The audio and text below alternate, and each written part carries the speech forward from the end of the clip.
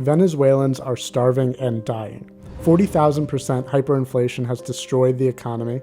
Life is so bad that basic medication like antibiotics are no longer available, and the average Venezuelan has lost 24 pounds in the last year due to lack of food, leaving desperate citizens to resort to breaking into the zoo to eat the themselves starving animals and leading prisoners to become cannibals. Despite Venezuela being the biggest tragedy in the Western Hemisphere at the moment, large and influential swaths of the American left have supported the Venezuelan Socialist Project since Hugo Chavez came to power in 1998. Back then, Venezuela's poverty rate was 55%. Today, it's almost 90%.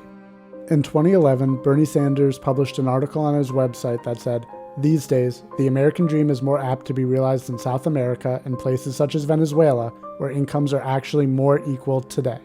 Famed activist and former presidential candidate Jesse Jackson went to Venezuela to speak before the Venezuelan parliament, where he praised Chavez's policies.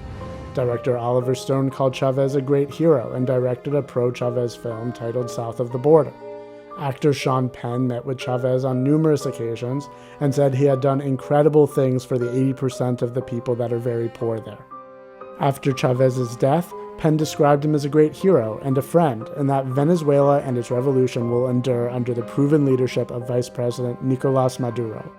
Famed left-wing documentarian Michael Moore praised Chavez after his death for eliminating 75% of extreme poverty and providing free health and education for all.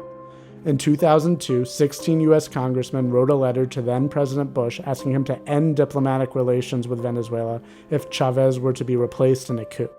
Left-wing political nonprofits such as the North American Congress on Latin America at New York University, the Council on Hemispheric Affairs, and Global Exchange have all praised the Venezuelan project, as have writers for left-wing media operations such as The Nation, The Huffington Post, Mic.com, The Independent, and the openly socialist Jacobin magazine.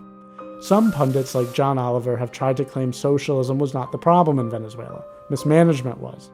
But that's an utterly ignorant analysis, considering much of the free market criticism of socialism is based on how its poor incentive structure causes mismanagement.